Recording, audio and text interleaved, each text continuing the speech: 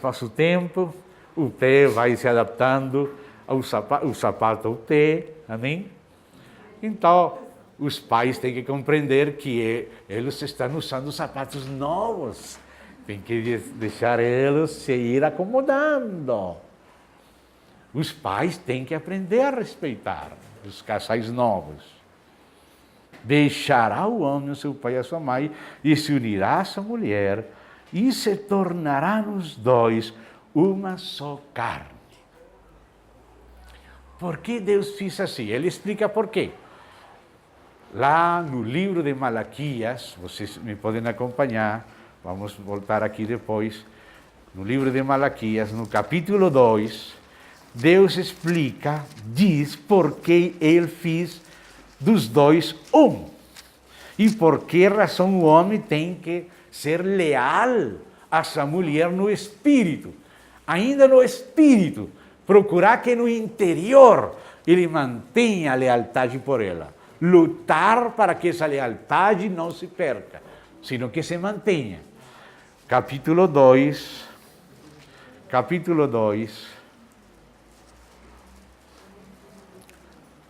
verso 10 em diante. Malaquias 2:10. Diz assim o profeta Malaquias por inspiração: não temos nós todos o mesmo Pai? Não nos criou o mesmo Deus? Por que seremos desleais uns para com os outros, profanando a aliança de nossos pais? Então vem falando da lealdade e da deslealdade.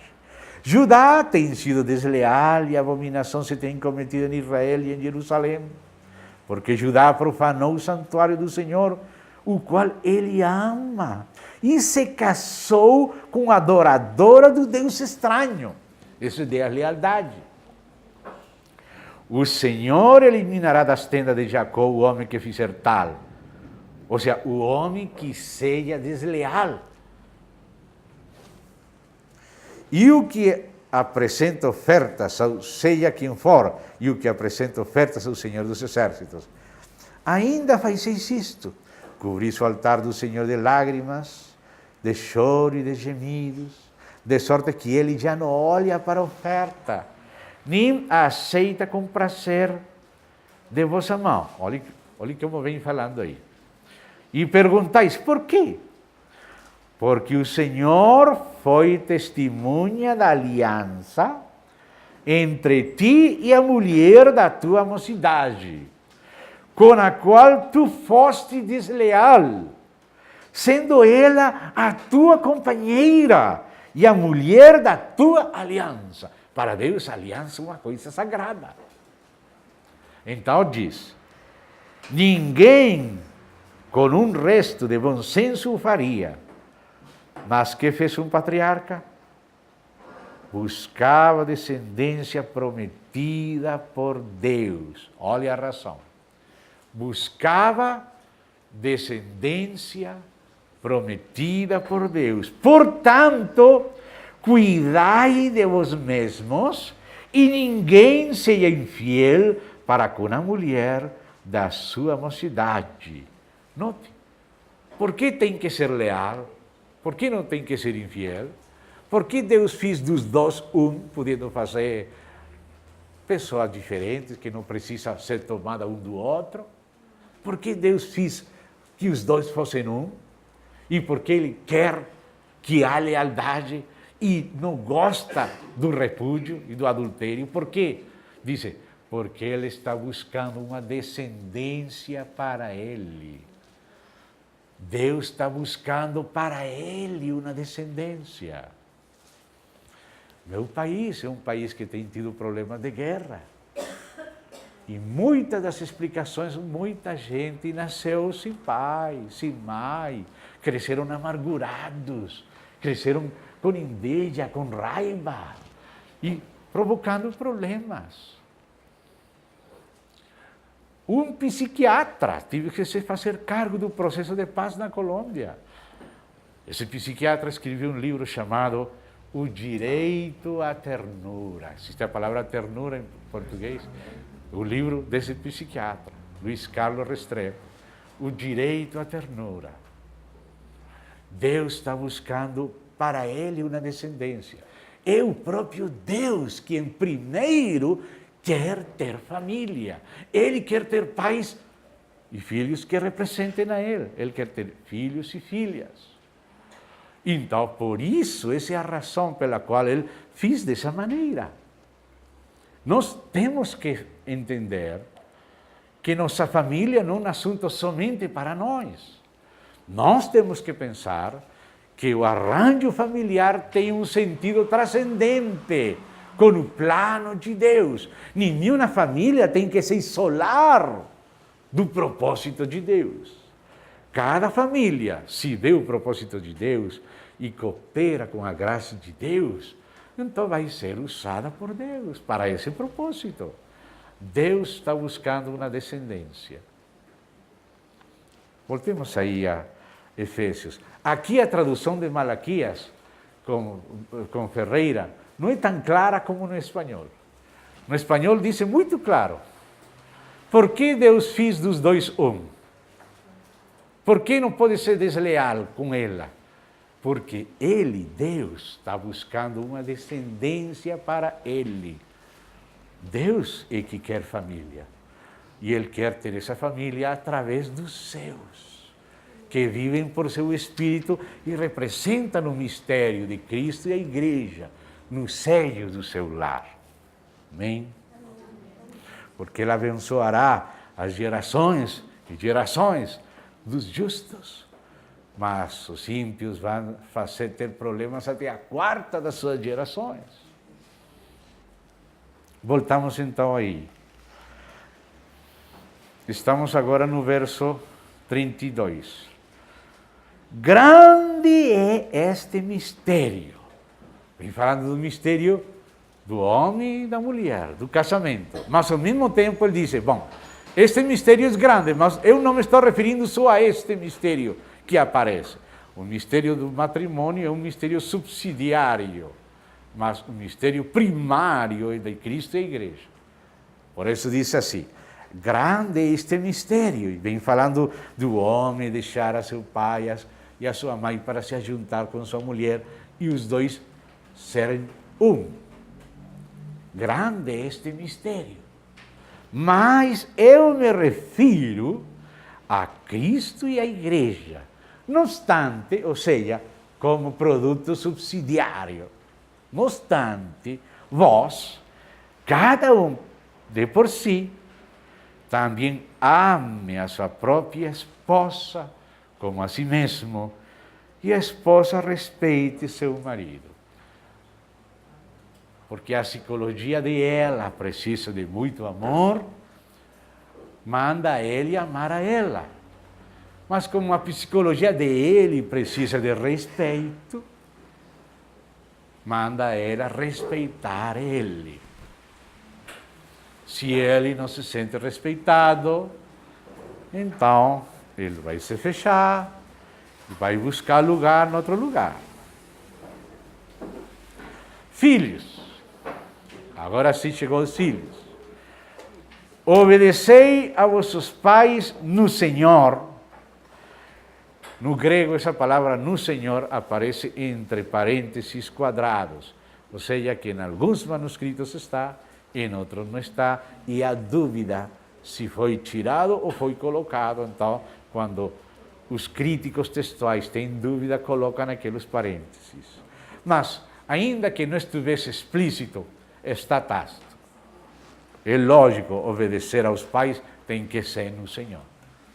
Não se pode obedecer a Deus e aos pais sem a graça de Cristo. Ainda que alguns, na naturalidade, fazem e são abençoados também. Tenho visto isso também. Pois isto é justo. Ou seja, que os filhos têm que ver a justiça da sua submissão e obediência. É justo porque os pais têm cuidado deles, têm servido eles, é justo. Eles têm que aprender que isso é justo. Não tem que se esquecer, tem que honrar seus pais. Tenho visto muitos exemplos, e eu creio que vocês também. de filhos que têm honrado seus pais e o Senhor abençoa eles, são prosperados em tudo. Aquele filho que sempre está cuidando da mãe e do pai é prosperado. E outro que é egoísta, somente quer ser ajudado pelos pais, mas não está cuidando deles, tem problemas até econômicos e de outras classes. Porque Deus disse: honra teu pai e a tua mãe, que é o primeiro mandamento com promessa. O primeiro com promessa. Deu na promessa de que se você honra o pai e a mãe, você vai ter bom sucesso na vida. E vai ter longa vida, com sucesso. Para que te vá bem e seias de longa vida sobre a terra. Essas são promessas de Deus que temos que cuidar. Temos que lembrar de nossos pais. E vós, pais, não provoqueis vossos filhos a ira, porque às vezes nós não somos sábios. Nós mesmos criamos o problema. Nós mesmos apertamos eles. Às vezes nós mesmos não sabemos cuidar deles. Com minha esposa temos 7 filhos. E com a primeira foi que mais tivemos que aprender. Porque eles, os meninos, querem governar você. E se você não sabe agir desde o começo, eles vão dominar. Eles são muito sábios. Vão obrigar você a estar toda a noite com eles, para cima, para baixo. E ele, se não sente que está aí saltando no colo do pai e da mãe, vai seguir chorando. Que é difícil as primeiras 2, 3 noites. Com nossa filhinha, meu Deus. Minha esposa chorava, eu também, mas eu fazia cara fora. De falar. Coloca ela para baixo, cabeça para baixo, né? Para que não se sinta assim assustada, senão que esteja firme. E das 12 horas da noite até 6 horas da manhã, não vai dar titi. Ai, que sofrimento para minha esposa. Os primeiros 3 dias. Não vai carregar, não. Só fala: meu amor, estamos aqui, dorme. Primeira noite, segunda noite, mas depois aprendeu que de 12 da noite às 6 da manhã é hora de dormir. E agora dorme. Não volto mais a chorar, a reclamar, não precisa estar carregando, só fala de longe: oh, meu amor, aqui está, tranquila. Então dorme, não precisa. Mas se você acostuma, se você faz que ela governe você, você vai sofrer. Vai sofrer. Diz aqui, seguimos indo aí: não provoqueis vossos filhos a ira. Ou seja, Deus nos tem que dar sabedoria para ter eles contentes, alegres e dentro da medida. Dentro da medida. Mas criai-os na disciplina e na amonestação do Senhor. Hoje em dia tem pais que estão na cadeia porque obedeceram a Bíblia. Hoje em dia as legislações não estão crendo na Bíblia, estão crendo em Freud. Eu li quase todas as obras completas de Freud, porque eu estudava psicologia quando conhecia Cristo. E acho que o pensamento dele é muito responsável de a gente estar fazendo o que quer, se estar dando aquela liberdade de fazer qualquer coisa que pensa, que sente.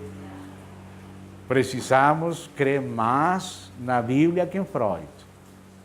Precisamos que naquela varinha não vai matar. O Senhor fala: vai corrigir com varinha, não vai morrer, não vai morrer. A mãe pensa: vai morrer. Deus diz: não vai morrer, vai livrar a alma dele do Senhor. A mãe pensa que vai morrer, não vai morrer. Tem que corrigir. Não por qualquer coisa. Os meninos precisam poucas regras, mas bem claras. Eles estão felizes.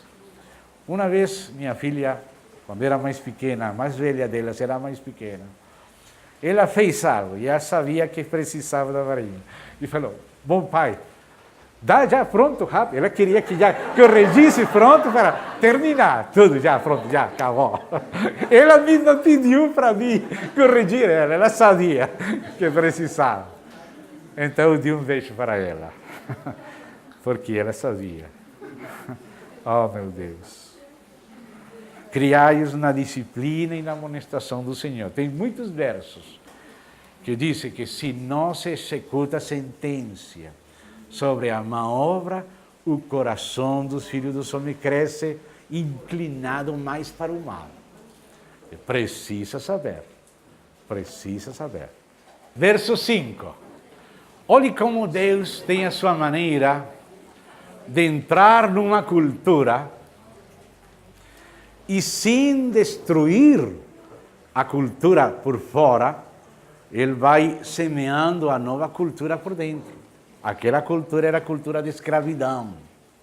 Mas quando você lê a epístola a Filemão, você vê de que maneira o escravo Filemão virou irmão do seu dono. E o dono ficou com consciência de que o senhor daquele escravo era o mesmo senhor dele e que ele não podia fazer qualquer coisa com seu servo. Mas não temos aqui uma teologia da revolução que veio armados para derrubar a escravidão. Não? A escravidão foi derrubada, sim, mas olhe como foi derrubada. Foi derrubada pelo cristianismo. Foi derrubada com amor, não com explosões. Quanto aos outros servos, obedeceis aos vossos senhores segundo a carne. Senhores segundo a carne. Às vezes havia uma guerra, às vezes era por dívidas, não pagava e tinha que trabalhar para o seu dono, ou ficou prisioneiro porque perderam na guerra, muitas causas de escravidão. E então fala senhores segundo a carne, porque em espírito não somos senhores de ninguém. Em espírito somos irmãos. A cruz terminou com o século mau. Diz a Bíblia, veja comigo aí no começo de Gálatas, vocês já conhecem isso, mas é bom ver isso. Diz Gálatas 1:4, Jesus Cristo, o qual se entregou a si mesmo pelos nossos pecados, para nos desarraigar deste mundo. Outras traduções dizem do presente século mau. Mundo perverso, século mau, segundo a vontade de nosso Deus e Pai. Note, a cruz também tratou com o status quo do mundo.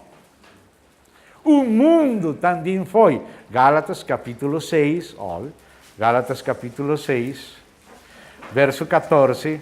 Mas longe esteja de mim gloriar-me, senão na cruz de nosso Senhor Jesus Cristo, pela qual, não somente o velho homem, não só o velho homem foi crucificado na cruz. Na cruz de Cristo, o mundo está crucificado para mim e eu para o mundo. O mundo foi também crucificado. E eu fui crucificado para o mundo. Entre o mundo e eu está a cruz. Através da cruz fomos libertos do pecado e do mundo. Do mundo também. Do sistema do mundo. Agora no espírito, aquele escravo Onésimo virou o amado irmão Onésimo, que chegou a ser ancião bispo da igreja em Colossas. Imagina isso. Coisa impensável para o Império Romano. E Paulo não provocou uma rebelião dos escravos, mas o Senhor libertou os escravos. Porque em Cristo, diz, somos libertos de Cristo. Mas somos libertos de que maneira? Não com armas materiais, sino espirituais. Aí diz aí, olha as armas da libertação. Quanto a vosotros servos, obedecei a vossos senhores segundo a carne, com temor e tremor, na sinceridade do vosso coração como a Cristo. Acho que Judas Iscariote era da linha dos celotes e pensou que Jesus ia ser um celote mais. E quando Jesus entrou por este caminho, ele acho que não ficou contente, parece que foi e traiu Jesus. Mas o outro celote, Simão o celote, aprendeu. Com tremor e tremor, na sinceridade de vosso coração, como a Cristo. Ou seja, como somos libertos? Porque morremos a nós mesmos, vivemos em Cristo e vivemos para Cristo. E Cristo nos colocou, por sua soberania, momentaneamente, nessa situação, porque aquele que governa ao próprio Nero é Cristo. Porque quem está à destra do Pai é Cristo. E Paulo disse que não há autoridade na terra, senão da parte de Deus. E que quem se levanta contra a autoridade, se levanta contra o próprio Deus. Então, Paulo ensina as pessoas que estão em uma situação difícil compreender que eles não estão sendo prisioneiros de Nero, sino como ele, de Cristo. Cristo tem controle, ele está à destra do Pai, todas as coisas estão nas suas mãos. E se ele me faz encontrar nesta situação eu vou servir a Cristo. E ele quer que nós sirvamos as pessoas que têm autoridade sobre nós no trabalho, como se fosse a Cristo. Como se fosse a Cristo. Servir a Cristo. Que maneira de libertar a gente, hein? Que maneira estranha, mas essa é a maneira. E diz aí, na sinceridade de vosso coração, como a Cristo, não servindo à vista, como para agradar a homens, mas como servos de Cristo, fazendo de coração a vontade de Deus. De Deus, é vontade de Deus servir aos amos. Se é escravo, ou se é empregado, naquele tempo eram escravos. A palavra servo é doulos, escravos. Mas disse segundo a vontade de Deus. Não somente a vontade do sistema. Vontade de Deus, de Deus. Servir a Cristo em qualquer situação. E aqueles que Deus permitiu que estejam com autoridade sobre nós, servir a eles de coração, como que estamos servindo a Cristo. Eu sei que Gustavo Gutierrez não vai gostar. Sabem quem é ele? O sistematizador da teologia da libertação. Por isso não vai gostar. Leonardo Val não vai gostar tampouco. Mas é o que fala Paulo, pelo Espírito. Não servindo à vista, como para agradar a homens, mas como servo de Cristo, fazendo de coração a vontade de Deus. De Deus. Servindo de boa vontade como ao Senhor. E não como a homens. Aí a pessoa fica liberta. É um liberto de Cristo. Agora, se tem oportunidade de ser livre, procura. Se tem oportunidade, procura. Aproveita a oportunidade que Deus dá. Mas se não, tranquilo. Você é liberto de Cristo. Se foi chamado por Cristo nessa situação, tranquilo. Você é liberto de Cristo, não se preocupa. Deus tem cuidado de você. Muitos escravos que obedeceram viraram herdeiros dos seus amos, mais que os próprios filhos deles. Dice, servindo de boa vontade como o Senhor e não como homens, certos de que cada um, se fizer alguma coisa boa, receberá isso outra vez do Senhor. Ou seja, que o bem que você faz, isso mesmo você vai receber. O que você faz, você vai receber. Certos, nós temos que ter essa fé. Isso é a libertação no coração, a fé, libertos de Cristo. Certo de que cada um, se fizer alguma coisa boa, receberá isso outra vez do Senhor. Quer seja servo, quer livre. E vós, senhores. Paulo também fala para os senhores. De igual modo procedei. De igual modo. Agora, os que eram livres, agora são servos de Cristo. Bem? De igual modo, tem que andar no mesmo espírito de Cristo. Procedei para com eles, deixando as ameaças. Os chefes gostam muito de ameaçar. Deus não gosta para nada das ameaças. Senhores, deixando as ameaças, sabendo que o Senhor, tanto deles como vosso, está nos céus, e que para com Ele não há acepção de pessoas. Onde estava depois aquele mendigo Lázaro? Descansando. E onde estava aquele rico? Sofrendo.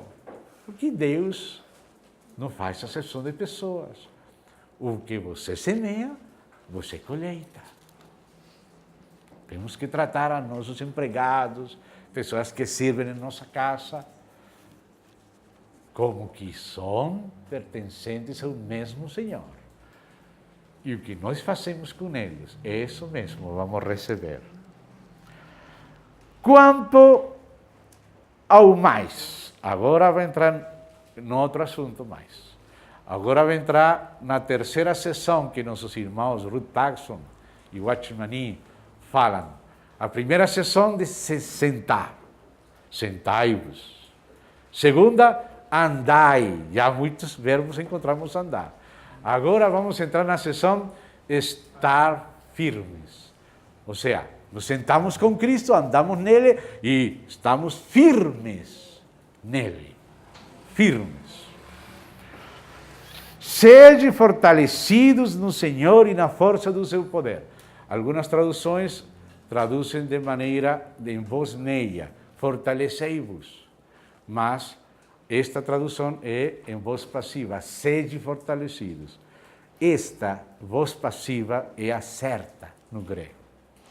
Sede fortalecidos no Senhor e na força do seu poder. O Senhor e a força do seu poder. Já é suficiente. Já é suficiente. Temos que crer que o Senhor e a força do seu poder é suficiente contra qualquer ataque do mais grande demônio. O Senhor é maior e a força do seu poder é suficiente. Temos que confiar. Diz, sede fortalecidos no Senhor e na força do seu poder. Revesti-vos, e agora já não é voz passiva, não. Agora é voz meia. Agora você é responsável colaborar com a graça e ser revestido. Não diz sejam revestidos agora, não. Agora fala revesti-vos de toda a armadura de Deus. Ou seja, que Deus nos deu uma armadura. Essa armadura é para defesa e somente tem uma arma de ataque, que é a espada. Demais tudo é para defesa. Para poderdes ficar firmes. Para poder ficar firme, tem que se vestir. Você ser responsável de se apresentar como vivo dentre os mortos, revestido em Cristo. Você não tem que tremer. Quando Josué trouxe aqueles jovens, falou, coloca o pé no pescoço dos inimigos. E os jovens tinham medo. Mas Josué, não coloca mesmo, coloque. Colocaram. Tá? Nós, sempre que se fala dos demônios, queremos colocar o pé, mas o nosso Josué fala, não tem medo. Em nome do Senhor Jesus Cristo. Amém? Revestidos. E diz, de toda a armadura de Deus. E fala de toda para não deixar nenhum espaço livre para o inimigo atacar. Para poderdes ficar firmes contra as ciladas do diabo. Ele está sempre buscando uma brecha. Porque a nossa luta, e Paulo fala como uma coisa normal, Paulo tinha aprendido a discernir o bigote do inimigo detrás da porta. Nós, às vezes, temos que comer todo o ovo para saber que está podre. Mas Paulo não. Paulo, só com um cheiro, já sabe que está podre. Irmão, você não precisa comer todo o ovo para saber que está podre. Já tem um cheirinho ruim aí, você tem que estar alerta. Amém? Amém. Alerta. Então diz, porque a nossa luta não é contra o sangue e a carne. Às vezes o inimigo usa pessoas, mas temos que entender quem está detrás. Às vezes as mesmas pessoas nem compreendem.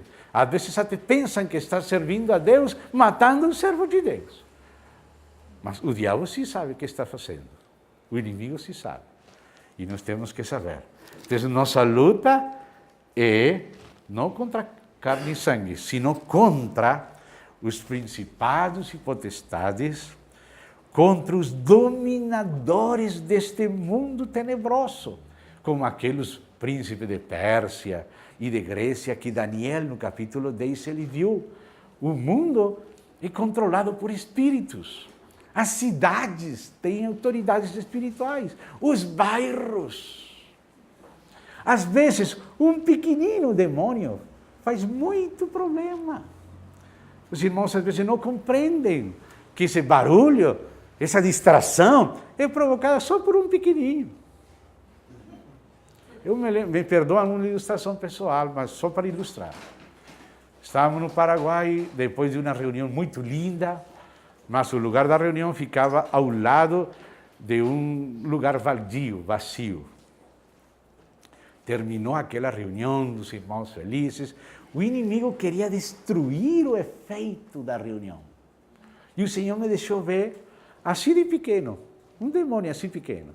Saiu do lado de lá, daquele lado da casa, saiu assim, zzz, assim como se fosse agitado psiquicamente. Assim saiu, e pum, tocou um dos obreiros. E aquele obreiro falou agitado. Eu me di conta que foi aquele espírito que agitou ele. Mas aquele irmão se deu conta que se descontrolou e parou, passou para o outro e agitou o outro. Queria provocar uma briga entre dois anciãos da igreja, depois da reunião. E eu vi quem era, assim pequenininho. Às vezes, irmãos, maridos, as esposas, os filhos, e eles não veem quem está de trás. Não precisa ser um grandão. Às vezes um pequenininho faz muito trabalho. Temos que ter discernimento. Saber que detrás dessa aparência se escondem, às vezes, estes personagens. Às vezes são pequenos, às vezes principados, potestades, dominadores deste mundo tenebroso contra as forças espirituais do mal nas regiões celestes. Eles estão aí. Portanto, porque essa é a realidade, porque nossa luta é espiritual. Às vezes pensamos que é contra as pessoas e combatimos as pessoas. O inimigo pode, irmão, provocar um falseamento da personalidade. Ele pode vir a colocar um pensamento que não é seu, um sentimento que não é seu, uma enfermidade que vem como um dardo. E às vezes você aceita como se fosse normal. Você tem que resistir, não aceito em nome de Cristo Jesus. Estou escondido com Cristo em Deus, não aceito. Vai embora, em nome de Cristo. Uma vez, não precisa 30 vezes, 40, uma vez, pronto. Tem que crer. Na primeira vez ele falou, resistir e ele vai fugir. Mas se você crê que ele não vai fugir, você vai fazer 40, 50 vezes, vai virar um pouco preocupante. Não, tem que crer. Mandou em nome dele, olha para ele e confia no Senhor, para o Senhor. Portanto, tomai. Isso é responsabilidade. Tomai toda a armadura de Deus para que possais resistir no dia mau. Às vezes há dia maus. E a Bíblia fala em Eclesiastes que o Senhor às vezes permite dias maus e às vezes dias bons. E Ele faz os 2 dias. Para quê? Diz aí em Eclesiastes, para que o homem aprenda que não tem além de Deus nada mais. Não sei como fala a vossa tradução, mas aí depois você pode buscar esse verso em Eclesiastes. Às vezes Deus dá permissão a eles vir um pouco mais perto, a provar. Simão, Satanás pediu permissão para te zarandear. E isso se chama dia mau. Às vezes você está tranquilo, não tem problema, mas às vezes o inimigo vem criando temores irracionais, algum temor, um ambiente pesado, vem oprimir você, vem provocar nervos, pensamentos ruins. Esse é o dia mau. Esses são os dardos de fogo. Você precisa estar detrás do escudo da fé, escondido com Cristo em Deus, permanecendo firme nos lugares celestiais, morto, ressuscitado e ascendido e escondido em Cristo. Tranquilo. E não creia que esses sentimentos são seus. Não é você que vai virar louco. Não é você que está enfermo. Não é você que se quer suicidar. É Ele que quer que você pense isso. Mas você não aceita. Não aceita. Você fica lá fora. Nome do Senhor Jesus. Uma vez. E fica olhando para o Senhor. A tática de guerra do Senhor era dar as costas ao inimigo e adorar o Senhor. Que estranha essa tática. Você vê na Bíblia instruções para a guerra e tem que olhar para Deus. Deus que cuida das nossas costas. Senhor, olha para mim e seja salvo. Ele que vai. Não é vossa guerra, é minha. Lembre, não é vossa guerra, é minha. Olhe para mim. Olha, Senhor Jesus, muita paz tem aquele cujo pensamento no Senhor persevera. Senhor, e Ele cuida de você. O inimigo sempre vai querer trazer pensamento, nunca vai deixar você tranquilo, vai produzir sentimentos. Se você vai para a direita, vai falar, por que não vai para a esquerda? Vai para a esquerda, mas tem aqui para a direita. Ele nunca vai estar contente, não vai deixar você contente, sempre vai colocar um mal-estar em você indefinido. Por quê? Por quê? Não tenho por que ter mal-estar. Vai embora em nome de Cristo, estou em Cristo. Lugares celestiais, escondidos, olhando para o Senhor. E a luta não é minha, lembre-se, o Senhor falou, não é vossa luta, inquietude, em confiança será a vossa fortaleza. Resistir o diabo e fugirá. Não é vossa luta, é minha. Confia no Senhor, Senhor. Fica aí, porque às vezes há um dia mau. Às vezes aqueles espíritos ares têm permissão de atacar por um momento e você ser treinado na guerra. Mas nossa guerra não é de conquista, nossa guerra é de defesa. A conquista já fez Cristo. Cristo foi que conquistou. Você não tem que conquistar nada. Cristo já conquistou e você está já no lugar conquistado. Você já está no monte. Você já está acima do monte.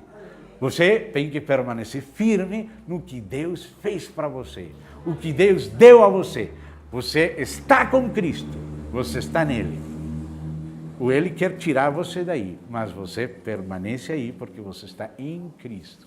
Cristo é inabalável. E ele falou, é minha guerra, tranquilo, é minha, não é vossa, é minha. Não vai você guerrear. Não vai você sair a pegar avispas lá e brum, tudo essa. Não, deixa com o Senhor. Você está com o Senhor. Ele que vai adiante. Amém? Então diz aqui. Portanto, tomai toda a armadura de Deus para que possais resistir no dia mau. E depois de terdes vencido tudo, é a confiança de Paulo.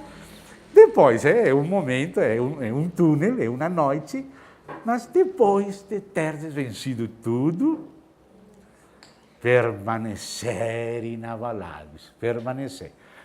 Não é que você vai conquistar, Cristo conquistou. Você está firme no que Cristo fez, o que Ele deu a você, o que você é em Cristo.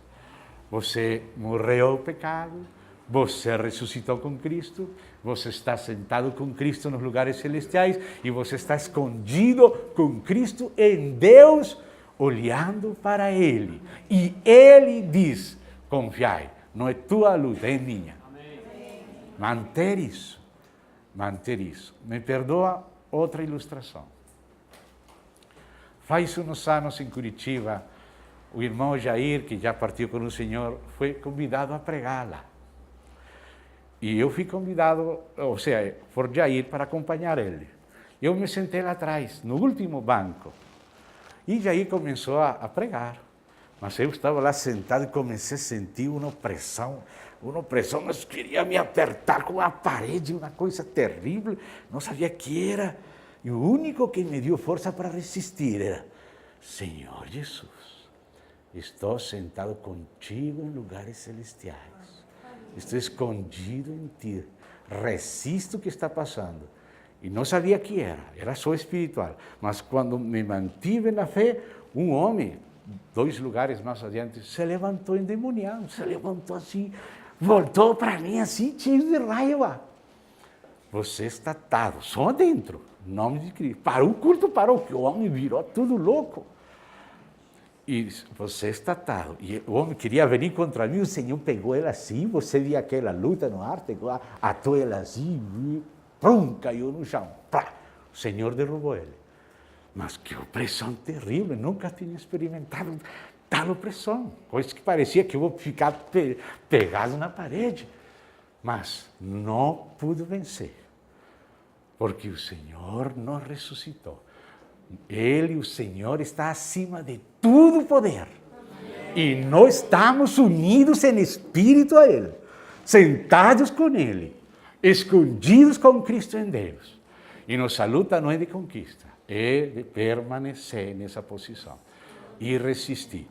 Quando resisti, apareceu e aí foi atado, você viu como foi atado e caiu. Pá! O culto parou, tudo um problemão, teve que ser expulsado aquele espírito, mas o Senhor guardou. Às vezes você está dormindo e vem a sufocar você. E você quer pronunciar o nome do Senhor e está aí, mas você está em Cristo. Lembre-se, se alguma vez chega o dia mau, você não está sozinho. Você está unido a Cristo, ao Cristo ressurreto e ascendido. Ele quer de fora para dentro. Maior é o que está em você que aquele que está no mundo. Maior é o Senhor. Você está mais alto do que Ele, porque você está em união com Cristo. E você tem poder dizer: vai embora, em nome do Senhor Jesus. Falar uma vez. Não precisa entrar em dúvida que tem que falar 5 vezes. Você creia que se você deu ordem no seu nome, Ele vai prender, Ele vai lavar. Creia. Então diz aí: depois de teres vencido tudo, permanecer inabaláveis. Estai, pois, firmes. De novo, já são 3 vezes. ¿Sí? Primeiro, firmes, ou seja, resistir, inabaláveis, pois firmes, cingindo vós, essa é a responsabilidade do homem, com a verdade. Ou seja, cingido quer dizer, não está assim, laxo, não está como soldado, pronto, está no espírito, alerta, em Cristo, confiado, cingido. Você se apresentando como vivo dentre os mortos, em nome de Cristo. Cingidos, e disse, com a verdade, e vestindo vós, outra vez, responsabilidade, vestindo-vos com a couraça de justiça. É a justiça de Cristo, justificação, e também o fruto das ações justas dos santos. Você não tem que estar devendo nada, porque se você está devendo, se você tem acusação na consciência, você, disse João, não vai ter confiança. João disse na primeira epístola que se a sua consciência reprova você, você não tem confiança. Mas se o Senhor perdoa você, você está na paz, você tem confiança. Não deixe acumular nada na consciência para que você possa ter confiança. E ter essa coraça posta. Calçai os pés com a preparação do Evangelho da Paz. Ou seja, calçado é sempre disposto a falar, sempre disposto a dar testemunho do Senhor do Evangelho. Diz que os vencedores venceram ao acusador por meio do sangue do Cordeiro e pela palavra do seu testemunho, estando dispostos a deixar de lado suas vidas. Não se preocupam com eles. O sangue limpou, eles são filhos e dão testemunho do que Deus falou. Está na palavra de Deus. Então, por isso diz aqui, calçados os pés, sempre disposto para dar testemunha. Porque às vezes nós estamos laxos, descuidados. Embraçando sempre, sempre o escudo da fé. Qual é o escudo? A fé. Esse é o escudo, a fé. Fé em quem? Em Deus. Nós confiamos nele. Ele pode chegar perto.